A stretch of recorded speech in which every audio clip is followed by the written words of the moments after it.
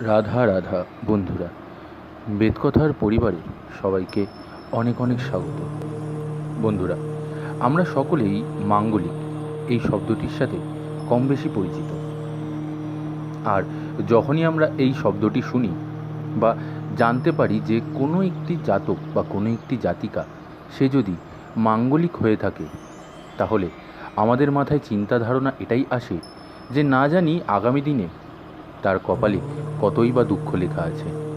সাধারণত আমাদের চিন্তা শক্তি বা আমাদেরকে এগুলোই শোনানো হয়েছে যে মাঙ্গলিক যাদের দোষ থাকে সেই সব জাতক জাতিকারা বা সেই সব মানুষরা হয় জীবিতাবস্থায় তাদের অকাল মৃত্যু ঘটে, অথবা তাদের বিবাহ বিচ্ছেদ ঘটে, অথবা খুবই অল্প বয়সে বিপত্নী কিংবা বৈধব্যযোগের শিকার হন। আদৌ কি সত্যি? আদৌ কি মাঙ্গলিক হওয়ার কারণে এই ঘটনাগুলি ঘটে? চলুন আজ জেনে নিই মাঙ্গলিক শব্দের অর্থ কী এবং এই মাঙ্গলিক দশার আসল গুরুত্বপূর্ণ রহস্যটি কী, আর কীভাবেই বা তার থেকে নিস্তার পাওয়া যায়। বন্ধুরা, মাঙ্গলিক দোষ মানেই কিন্তু জীবনে অশান্তি বা বৈধব্য যোগ বা অকাল মৃত্যু নয়। আমাদের সমাজে মাঙ্গলিক বলতে মানুষ যা বোঝে, ছেলের মাঙ্গলিক দোষ আছে এবং মেয়ের মাঙ্গলিক দোষ আছে, সুতরাং এই বিয়ে হবে না। এই বিয়ে করলে ছেলে অথবা মেয়ে যে কোনো একজনের মৃত্যু হবে এবং প্রতিকার হিসেবে মাঙ্গলিক দোষ খণ্ডন করাতে হবে, তারপরেই বিয়ে হবে। কিন্তু এই মাঙ্গলিক দোষ বিষয়টা এরকম নয়। মঙ্গল যেহেতু মেয়েদের বিবাহের কারক গ্রহ এবং দাম্পত্য সুখের শান্তির কারক, তাই একে বিবাহিত জীবনের সঙ্গে সরাসরি জড়িত করা হয়।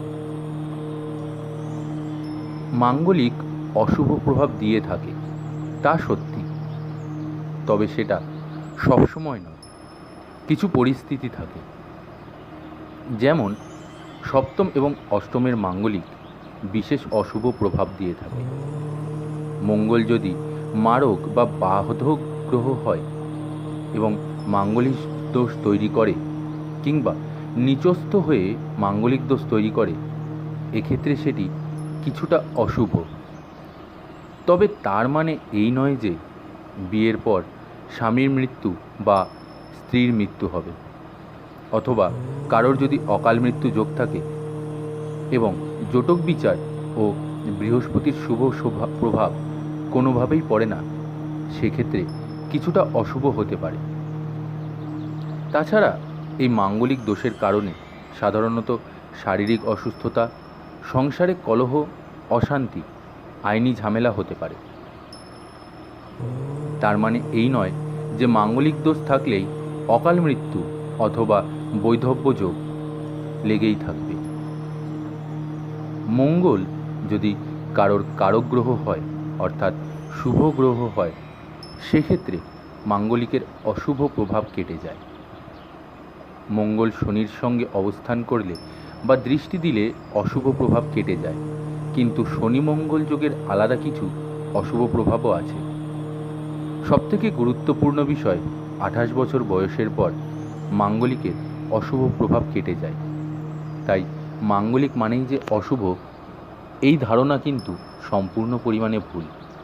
হতে পারে সেক্ষেত্রে কিছু সাংসারিক অশান্তি বা ঝুট ঝামেলা লেগে যেতে পারে, দাম্পত্য কলহ, তার সাথে আইনি অশান্তি, সম্পত্তি বিষয়ক অশান্তি, এই ধরনের কিছু অশান্তি দেখা দেবে।